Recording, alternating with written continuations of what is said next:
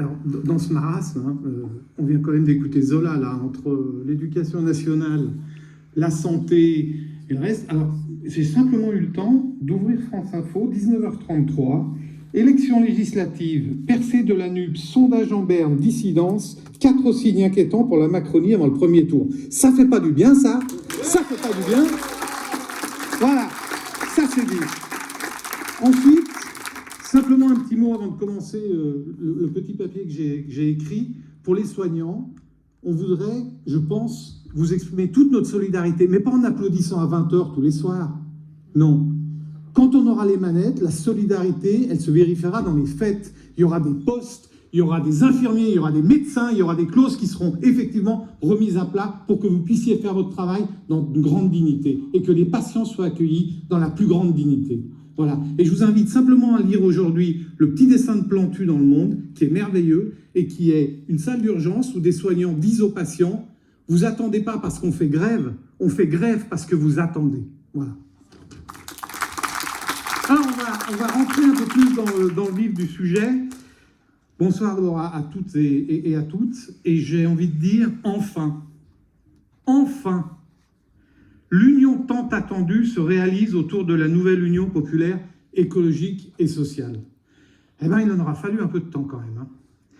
Il peut y avoir débat pour savoir s'il faut prononcer NUPS, NUPE, NUPES.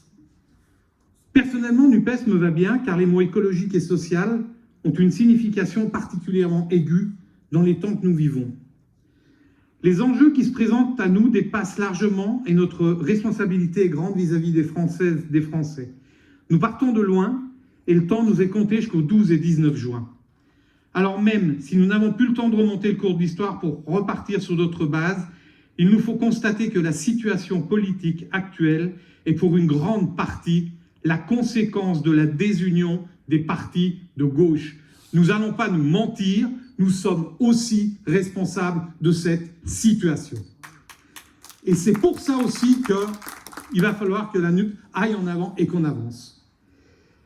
Cette désunion nous a apporté comme président de la République Macron, le pompier pyromane, capable de contribuer fortement à la destruction de l'hôpital et de prétendre ensuite avoir géré le Covid de manière exceptionnelle, capable de casser l'assurance chômage et de prétendre que le chômage baisse en France, capable d'habiller la théorie du ruissellement en la valorisant des premiers de cordée et d'insulter ceux qui ne sont rien,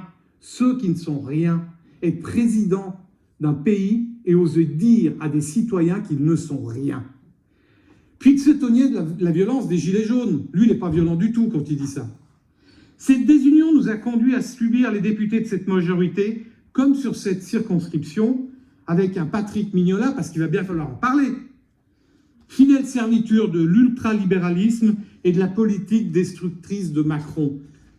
Mignola qui est en train de se refaire une virginité sur l'approche sociale quand même. Vous avez vu, tout d'un coup, il découvre que le social, ça a du bon.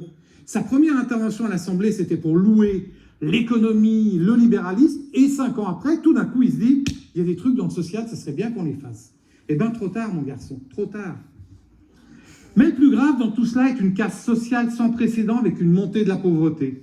Emploi n'est pas forcément synonyme de bien-être et de bien vivre. Il y a des travailleurs pauvres. Les chômeurs sont toujours désignés comme des coupables, alors que les plus riches pratiquent l'optimisation fiscale, voire la fraude fiscale avec les bénédictions de cette majorité. L'économie n'est pas un outil au service de toutes et de tous, mais une fin en soi où une minorité confisque de manière indécente les bénéfices réalisés. Cette conception d'une économie qui, par la compétition à outrance, détruit l'humain, détruit l'environnement, n'est évidemment pas la nôtre. Non, monsieur Mignola, non, madame Borne, le travail n'est pas une marchandise. Son statut, aujourd'hui comme hier, sera la clé de voûte dans notre programme d'une société plus juste, plus apaisée, plus sociale, plus écologique. Macron, c'est aussi la casse écologique. Et rappelons que c'est lui, je dis bien lui, et non la France, qui a été condamné pour son inaction écologique. Alors que faire devant tout cela ? Pour Génération S, et c'est dans notre ADN, la solution passe par le rassemblement des forces de gauche écologiques. Dans d'autres pays, on appelle ça une coalition. Pour cela, nous nous retrouvons complètement dans la NUPES.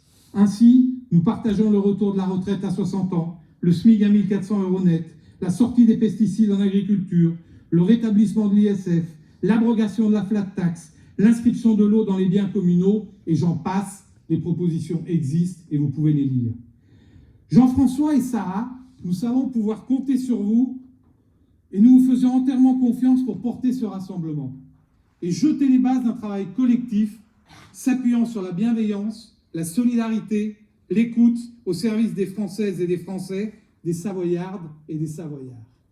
Nous espérons nous retrouver ici le même 19 juin pour fêter la victoire. Merci.